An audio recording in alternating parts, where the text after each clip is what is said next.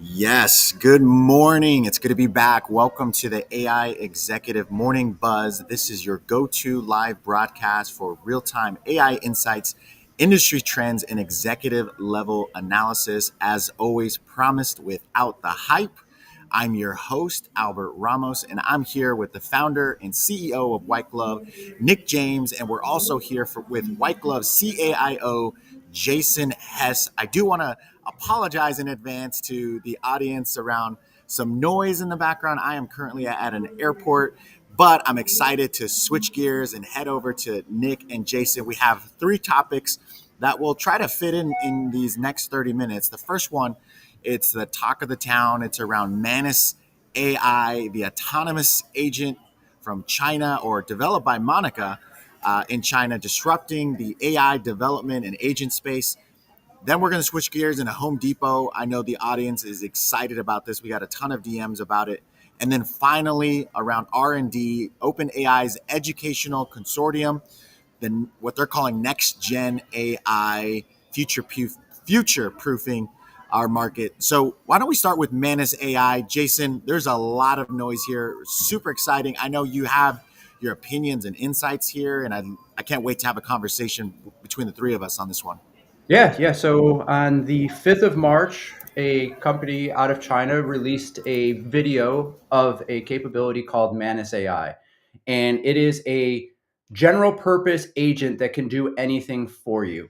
And it really, over the weekend, just took everything by storm.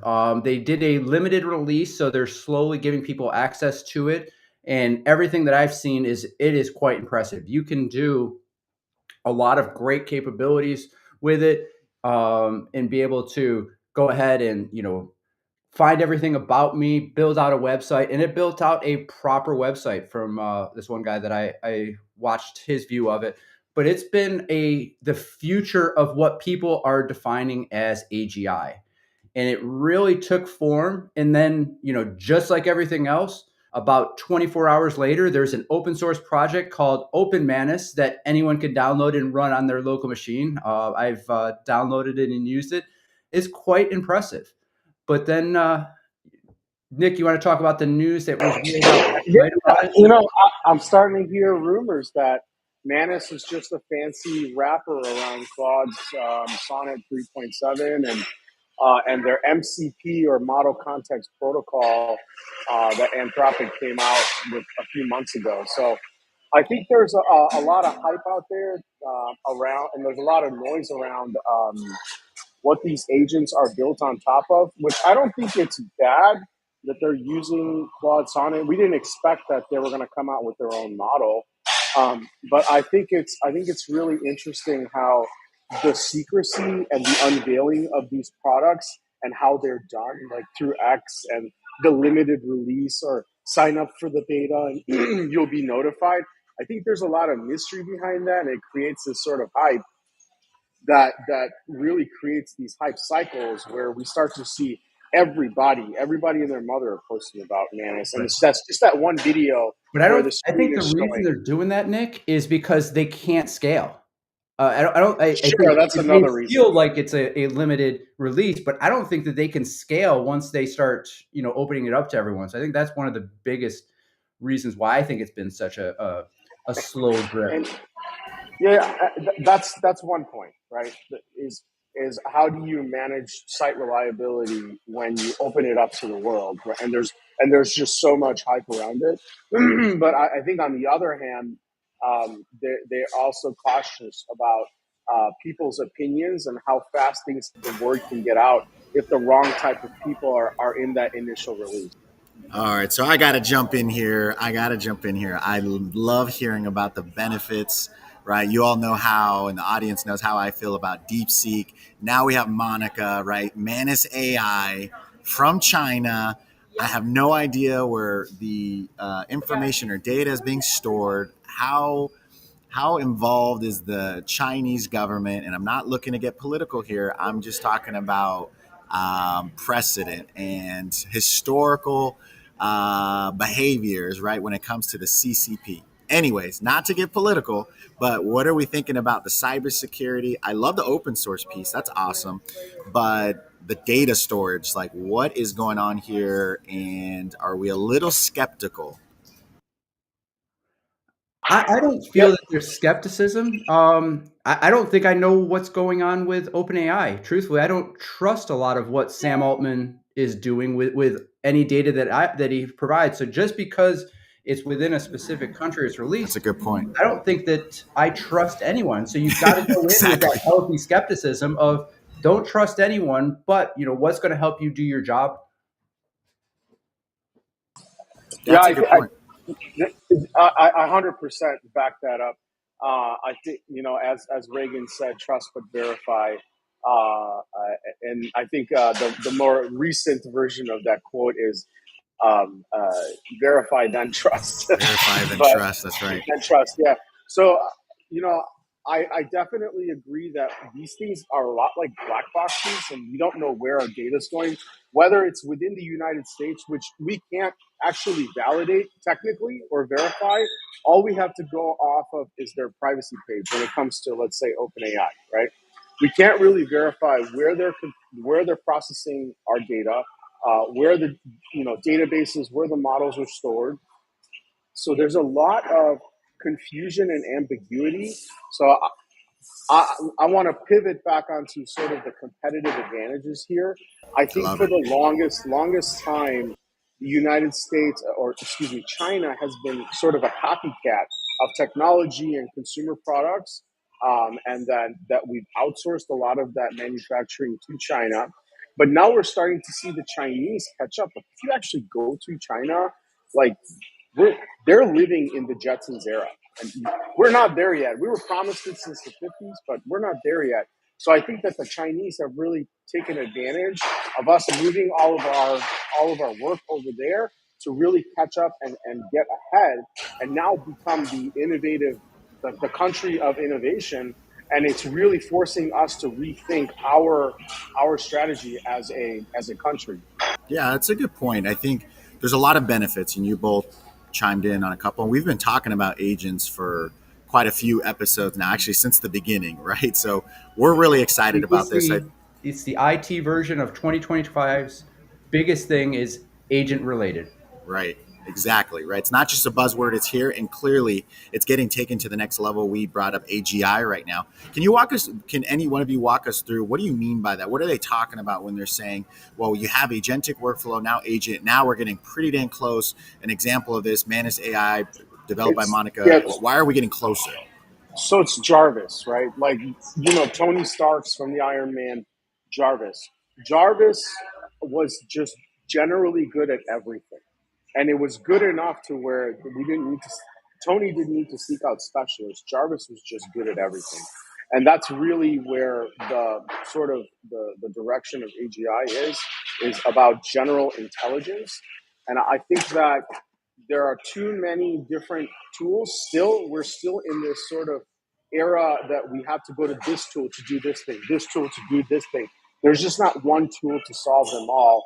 So I think that's from an intelligence and capability standpoint, and agentics now being able to access tooling and go do things on our behalf is getting us closer. Artificial general intelligence also has a little bit of flavor of sentient and being conscious, and so that is a whole new trippy world. And I think the quantum angle is going to interject, because we can't reach that without the right amount of compute. And I think quantum will get us there. I love it. Yeah, the way that I was thinking about it is planning a wedding. So if you have your agents go plan a wedding, there's a lot that goes into that. So you've got to call, the different bakeries, find the best bakeries. You got to find the roses. You got to, get your tuxedos, get your dresses, things like that. And the way that I think of AGI is you just tell it, I need to plan a wedding for this date. And it goes and figures out all those different steps in order to be able to do that without you prompting it to go give me the top three bakeries, give me the top three florists, and being able to do that. So it will be able to go and find all that information itself just on the limited context that you've provided it. And we've already started seeing models do this. They'll come back to you and say, "Hey, I think you're asking for this." I know O three Mini, O1's good at it from OpenAI. Grok's done it. 3.7's done it to me. They'll be like, "I think you're asking for this. Can you just like give me a vector, like just vector me in a little bit more and answer these few questions, and I can give you a really accurate." So I think that's number one. Number two, a good framework to think about agents versus like traditional like Zapier workflows or just chatbots. I like to use a military term called OODA loop. It stands for it's OODA, okay, and stands for observe, orient, decide, and act. Okay.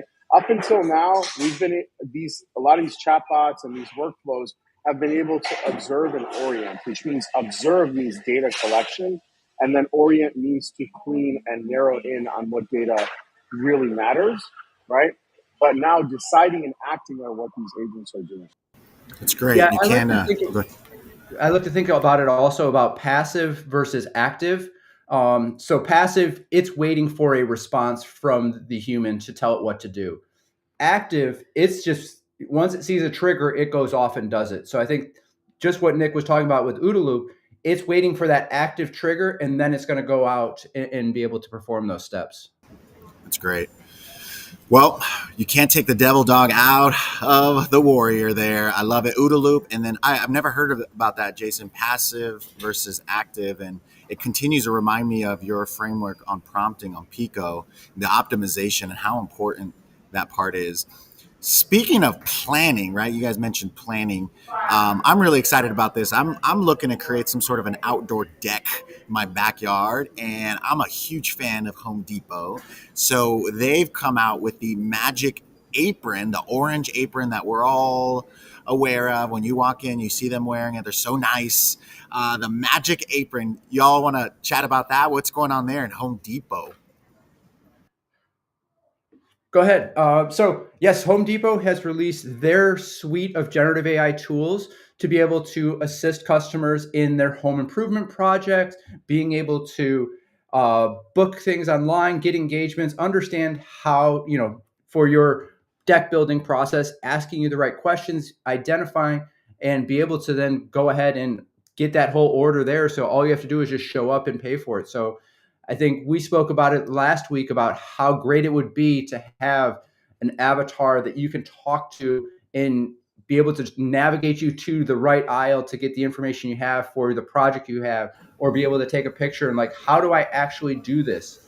Oh, you're missing this tool. Let's go ahead and navigate Jason, that to you. Jason, I absolutely love that. I had a recent experience in California, actually. I was really surprised that it was an actual home services, plumbing, HVAC service that was being done live on FaceTime. It was a company that did that. Now, no, not necessarily any AI included in there, but I started to think, how can we take this to the next level? And I think you're onto something with the avatar and voice play powered by AI or agents, right? That can actually be with you during your home projects, not necessarily finding what you need and having an interactive online experience, right? From a commercial end or from a purchasing or what have you, but actually with you. I mean, you have an actual AI plumber, HVAC technician, what have you, sponsored by or owned by, powered by Home Depot or Lowe's or whoever, right? I'm very excited about that. Your Nick, have you thought avatar about it that way? DIY assistant. Oh, I love that, right? Home Depot, we can't wait for the royalties. But good point, Jason. Nick, what are your thoughts on that? Man, What do you think we're my taking? wife is fully convinced that when I retire, I told her I'm gonna go be one of those orange apron wearing guys at Home Depot, and I'm just gonna help people. I mean, that's what I do is woodwork. Like, like that's what I do to relax. So I'm so I excited saw it about the other day. If For those that don't know Nick, not only is he a founder and CEO of White Glove, this guy is a carpenter. I went into your garage and I mean, it was like a log cabin. I might as well just move in. Yeah, so I'm really excited about this because I think that's some of the biggest sticking points in retail is friction, and the friction exists in the distance it takes, right, from the customer to exactly what they're looking for. Now, when it comes to these projects, it's not like I'm going to Macy's to pick out just one article of clothing or perhaps match two things.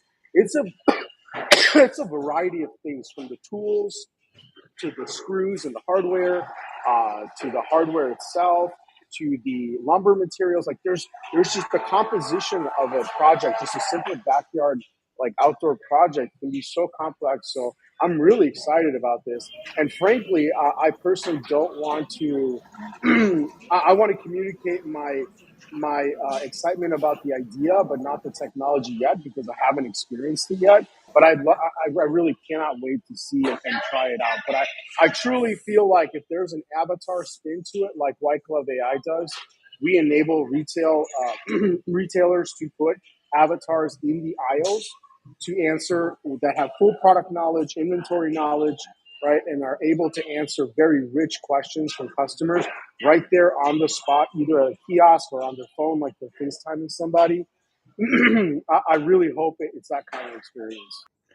Yeah, because it's nothing worse than sitting waiting by that push button, waiting for some associate to come, and they never come, but you keep hearing it over and over again over the loudspeaker. Yeah, you both are spot on. Nick, Jason, you both have said this before, is how do we improve that online retail experience, but in the physical, right? It's connecting the dots in the omni channel, right? And that also includes at your home now, right? Because a lot of these things that Home Depot provides is home projects. And so it's not about just your online experience or even your Home Depot experience, but how can you then extend that over into your home? And I'm excited about this. Home Depot is definitely ahead of the curve when it comes to this innovative ideas and using AI and agents to power this up and provide a better experience. But Yeah. I can't wait for other industries to do exactly that. I've been calling it out left and right in the health and fitness space that we need to get into the home, into the lifestyle, right? Having a coach in your home, not just in your pocket or on a screen or online or in a digital room studio, but actually with you every step of the way. I want to know, am I putting the nail in right? Do I have the right, to Nick's point? Do I have the right parts and screws and bolt? And am I doing it right? Can I have this immersive experience? I think that's the next level of it, right? Is actually bringing the immersive experience within your home so that you're doing it Yeah, there's with many ways. Yeah, precision. I would just watch YouTube videos and just keep rewinding yeah. 15 seconds. Are you sure? And I feel like you Exactly. have an assistant there of like, this is what I'm looking at. What am I supposed to do? Imagine having a planning agent, right, from the very get go. You're like, all right, here's a picture of my backyard. Tell me all the possibilities. Here's my Oh, I budget, love it. right? And then it'll give you a catalog of things that you can do based on your preferences. Oh, you have kids? You should do this. I don't have retirees. Maybe you should do this. This is more your lifestyle, right? And then going from planning a project, right, just an idea, to that omni-channel experience of bringing you to the store and sort of ushering you. You're kind of like being handheld by this agent. And I think I love where your head's at, Albert, is that now you're introducing augmented reality where you can have perhaps glasses that can track objects, right? And be able to see and be able to guide you through the entire installation or the build out. Yeah, every summer I say the same thing. I'd love to do something to provide more shade in the backyard in the heat in Texas. And I just don't have the visualization and I don't want to pay thousands of dollars for some contractor to come and give me some advice of what I should do. So having that, being able to scan, identify, all right, here's three different options. Let's go ahead and do option C. That'd be Right. awesome. Yeah, I'm curious to know where Home Depot is going, how long it's going to take them to get to the next level in the home from a avatar agent perspective. And I actually think, at least for the time being, for those like White Glove or others that are in this space, there's an opportunity to be had and some money to be made because you're serving people where they're at, right? Not forcing them to still go in store or just be on an online experience or chatbot, etc. I think those that can figure out how to be that plumber or HVAC, specialist in the home through an immersive or even agent type of way, uh, can really bring some good value. All right, so you all, Jason, Nick, has spent a lot of time with kids in the community. right? Recently, what was that? A couple of weeks ago, I say leaving a legacy and leaving your thumbprint on the community, being servant leaders in the community.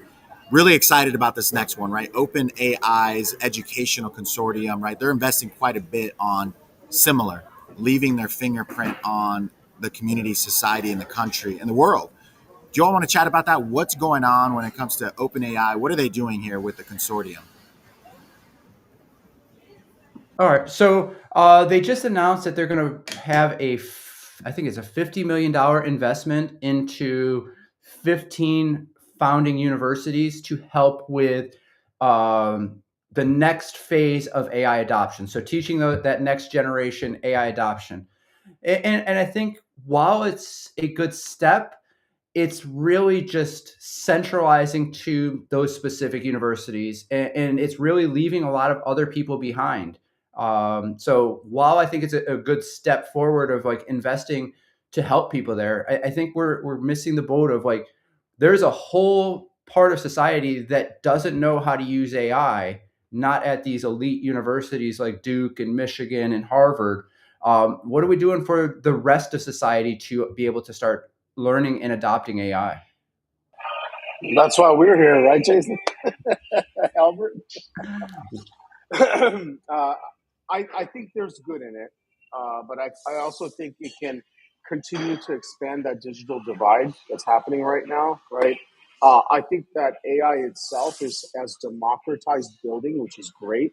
I think as an industry and a technology that we've unlocked, like we were talking about open source earlier. A company like Manus spends X amount of money building this technology, and then 3 days later, some guy in a some guy in a It basement wasn't is even like, "Hey, 24 hours later, Nick. wasn't even That's 20, how yeah." fast it's turning around. Some guy in a basement is like, you know what? I'm just gonna rebuild this thing for fun because it's just taken off. It's got so much hype.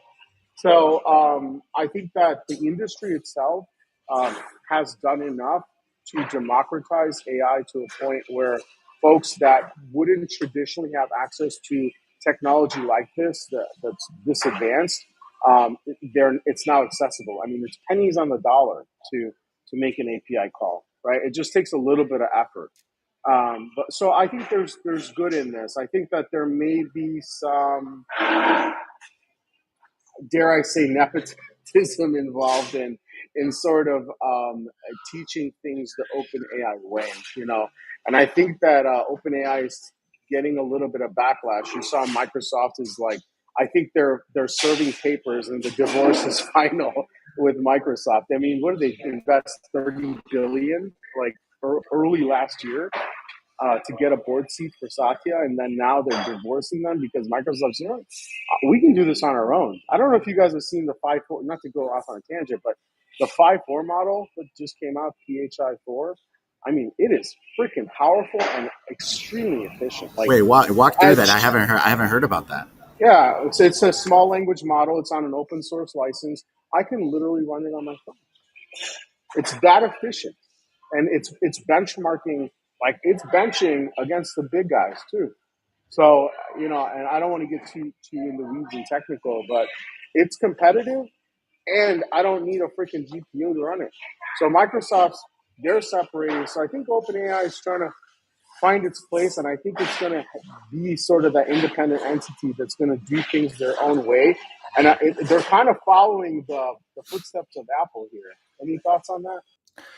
So I think we really need to go down to small language models at some point, because I think that's the future of where things are going and bringing things back to the edge. And that's what's really going to allow you. You don't need a PhD in every single subject, like what you get with OpenAI or Gemini or any of these other ones. You're going to need a specialist specifically for you. And that's where these small language models are really going to help. And being able to run that on a phone, on a laptop, I think that's a great play. And I think that still keeps Microsoft viable, because they've spent years or decades pushing out the workstations, the laptops, and things like that, and having the ability to run all of that directly on your edge devices is going to be huge. Yeah, it's Yeah. So I great. think I think I think all in all, they're creating this. They're creating the flow of talent into the corporate environment. So if you catch someone while they're being taught in a school, right? Once they go into the workforce and they start to become decision makers, you've already implanted the seed that, hey, you should use OpenAI, right? So I think it's the right move for OpenAI. Whether or not it's the right move, like for society, I'm not sure. But I think we always go back to what Singapore did. Singapore is uplifting the society by anyone 40 or over are going to get to learn AI. And I think we have not addressed that. Like people that are 40 and over aren't going out of the workforce in the next 20 years. They're going to be around. You need to make sure that they're viable, and you can't just offload them to a old folks home of like, sorry, technology's taken over.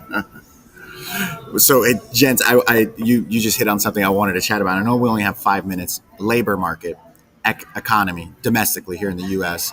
Right? We know there's some inflation, continued inflation pressures.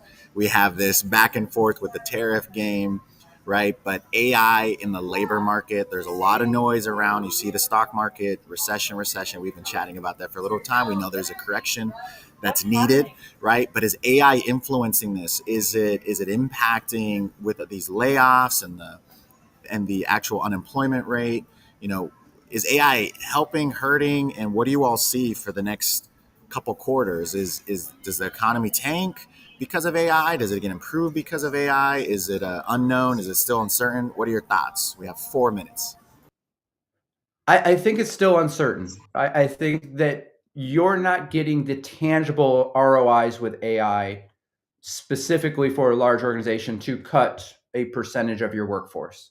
You're seeing, incremental improvements, but not wide scale improvements. So I think it's still going to have to be adopted. And I think the adoption is where the struggle is for these large organizations, Fortune 500 companies with tens of thousands of employees.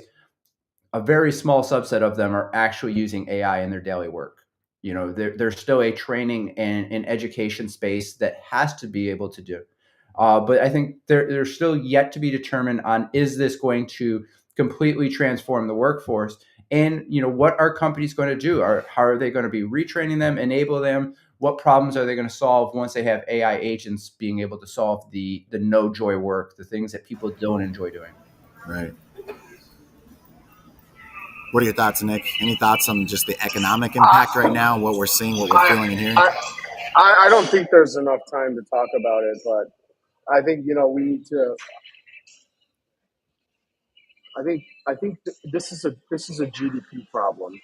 Okay, GDP is not going to suffer. It's the people in the country that need to suffer. So I think that this tail is long enough, right? From an adoption standpoint, that my hope is that companies like ours are able to influence the creation of these upskilling and retooling programs, and that there's going to be some hiccups, it's going to be some turbulence along the way, but I think that we will recover, just like we did with all the other revolutions, right? The Right. agricultural The revolution, dot the dot industrial revolution. com comes to Yeah, mind. yeah. Librarians didn't go out of work. All right. So, That is funny. Some did. All right. Well, I love it. Well, thanks everybody. Thank you so much for tuning in, Nick. Always a pleasure. It's great to be back, by the way. Sorry I missed all last week. Always a pleasure to spend time with you, Nick, and with you, Jason.